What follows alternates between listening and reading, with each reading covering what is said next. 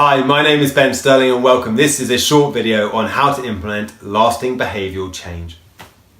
As human beings, we are incredibly good at creating a plan or a strategy on how to achieve something. We often know what our goals may be, and in this case, our behavioural goals or changes. And we can even tell you how we're going to do it, when we're going to do it by, and who's going to be involved. The problem is humans are lousy doers. We end up at the end of the year with lists of to-do lists that we haven't completed or New Year's resolutions that we haven't achieved. Now, the reason we often fail is because it falls down to two areas. We can either blame ourselves or we can blame our environment and the resources we have in our environment. And guess which is so much easier to blame? Our environment. If I had more money, I'd have been able to achieve it. If I had more time, then I'd have been able to meet my goal or behavioural change.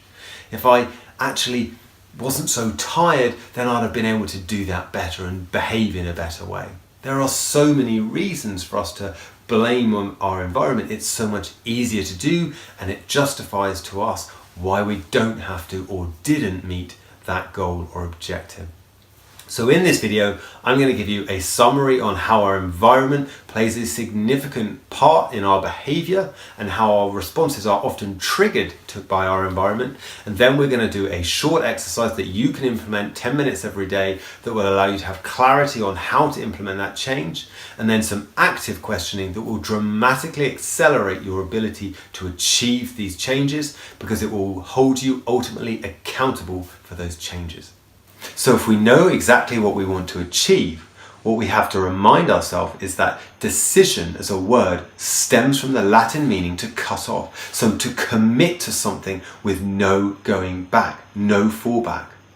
Okay? Because our desire to change has to be greater than the cost of staying as we are. And if it isn't, then you're unlikely to succeed in behavioural change, as you're not attaching enough weight to making that move or making the decision to implement change. So the most important part that I want to start with is the environment. The environment which dictates our behaviour. If you've ever picked up a really hot plate, you're going to know how our triggers or responses to environments can behave so much faster than we even have awareness to. It starts with the subconscious and the conscious thinking. Now, if you pick up a plate that's red hot, you've often moved your hand away before you've even had time to realise that you've burnt your hand. This is how deeply ingrained triggers are into our behaviour. On the other side of it, you might have a more conscious one where you step outside and it's sunny, and immediately you think, I think today's going to be good. I'm feeling good. I feel like it's a good day today. Okay, so our environment really plays an important part in the belief system that we have, and therefore the behaviours that we display off the back of it. These can be very good. They can also be quite negative. If we ever go to a boring meeting at work and we find that what happens in that environment, well, we start to slump down, we maybe get our laptop out and we start to tap away, and maybe even the eyelids drop a little bit. Okay, our behaviour has changed purely on the environment, because 5 minutes before we might have been standing outside in the sunshine and thought this is the best day ever. So our environment, if it has such an important impact, we must start to build an awareness of our behaviour within certain environments. I'm going to give you an example of one of mine.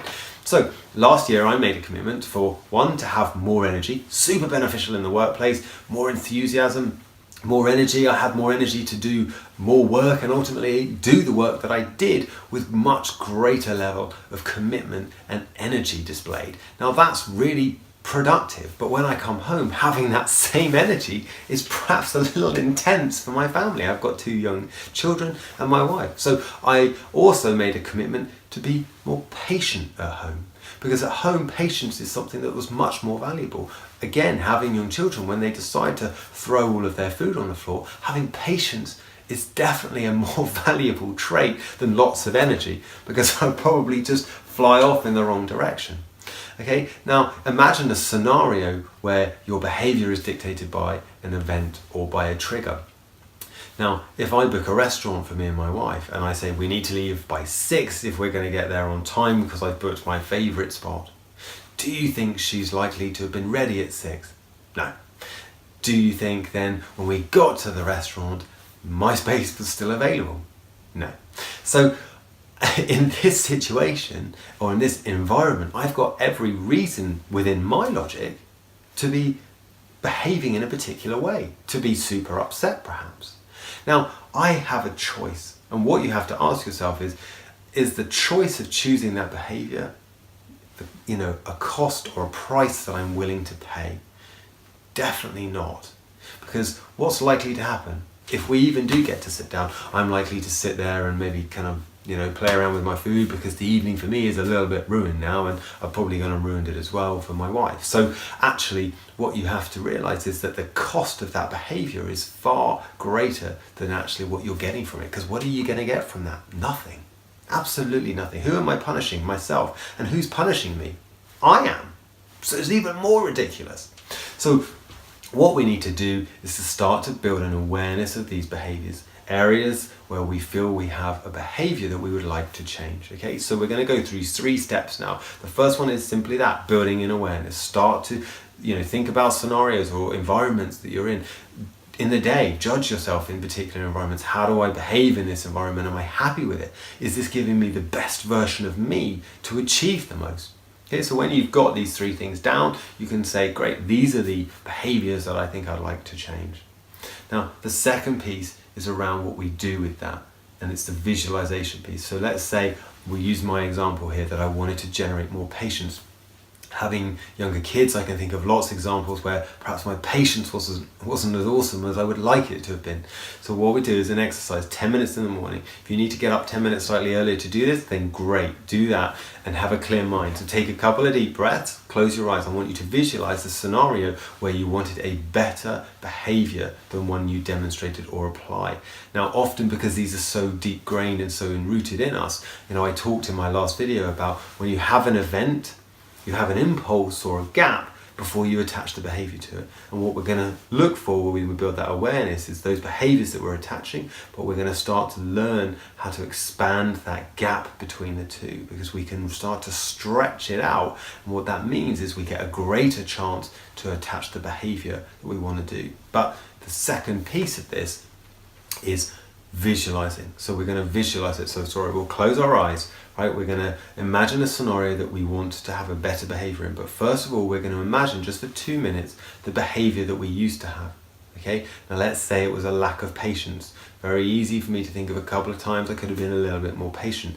I'm going to imagine it as vividly as I can, as clear as I can, color. Make sure it's as bright as you can see it. Now what I want you to do is imagine picking up a rubber, just like the rubber you used to have in your pencil case. Rub it out. Rub out the detail, rub out your face, particularly see what you're doing. Are you losing your temper? What is the result of this behavior? Rub it out. Okay, then get your hand, blur up that image and then shrink the image. Now if you do this exercise alone every single morning, those behaviors and those negative associations will just start to diminish. They'll start to dissolve and you won't see them anymore. But what we want to do is now spend 2 minutes adding the positive version on top of that. Okay, so we want to take 2 minutes now to, again, keeping our eyes closed, visualize what the positive looks like. Okay, how am I behaving? How do I speak in this type of scenario when it happens again? And what we're doing here is training our brain on how to behave. So when we have that impulse moment, we already automatically, nearly made up a new word there, or automatically know exactly what to do. Okay, so this is, I guess, training our brain to be very quick to respond in terms of the impulse to attach the behavior. Okay, so the third piece in this is about accountability. Even better than accountability is shared accountability. Shared accountability can be quite terrifying for people. Why? Because it means they are actually committing to changing. Take a deep breath, let it out. But ultimately, it is the most effective way of committing to a change, holding yourself accountable. Now, really this breaks into asking yourself active questions. At the end of this session or at the end of this day, what I'd like you to do is to write down active questions that relate to those behavioral changes that you want. So let's just give a couple of examples. Marshall Goldsmith has a book on this. It's called Triggers, and how these triggers affect our environment, and ultimately by asking ourselves active questions we hold ourselves accountable for things. And that's what we're going to do here, okay? So what we're going to do is write down the 3 things that we listed before in terms of the behavioural changes, but we're going to ask it in a particular way, and we're going to ask it to ourselves at the end of every single day. Did I do my best to be more patient? Did I do my best to be happy? Did I do my best to be fully engaged? Whatever they are for you, but you've got to ask yourself, did I do my best? By asking that, you're holding yourself accountable. If you were to ask yourself, like we showed in the original example, you know, was I happy today? Well, I wasn't happy because you know what, the office fell down. That wasn't a great day. But regardless of the events or the environment, if you ask yourself, did I do my best to be happy? Regardless of what happens, you can still apply that and do your best to be successful. Doing this exercise alone and holding yourself accountable dramatically increases your chances of being successful. To make it even more effective, have someone else ask you those questions. For me, I can ask my wife when I get in to ask me 5 active questions, and I can guarantee that if I haven't hit 4 of them at least, I will find a way of being more compassionate or doing my best to be happy before I get home, because I don't want to get home and have to have failed on these questions. So the accountability has a significant weight into you actually achieving these. So overarching kind of end feedback would be, changes come from committing, they come from making action now, and they come from sharing it with others to create accountability. So remember that all change is good. How many seminars have you been to where you've sat there, you've nodded your head, you thought, this is good, I like this, I really like what this guy's got to say, I'm going to do a lot of this when I get home. Maybe you've even written a whole notebook of notes and takeaways that you're going to implement. But what happens when you leave? You go back to your old behaviours. Now, the reason we do that is because we've got no accountability attached to it. So one bit of advice I can offer you is that if you do attend a seminar where you do feel like it was really valuable, turn to the person next to you. Say to them, look, I'd like to give you the 5 takeaways that I've got from this, and I'd like to hold myself accountable for it. So if you give me your 5 and I'll give you mine, I'd like you to ask me these active questions at the end of the week. Did I do my best to do goal 1? Did I do my best to do goal 3, 4, 5, and so on? So ultimately, when you have that accountability, particularly if it's with someone you don't know, you're going to want to do it. And it's going to be the difference between you going away and putting the notebook away to you thinking, they're going to phone me in 3 days and I haven't even thought about this. Even if you do it on the last day, you're going to do it. So I hope you've enjoyed this video. Please leave me your feedback. Please try this.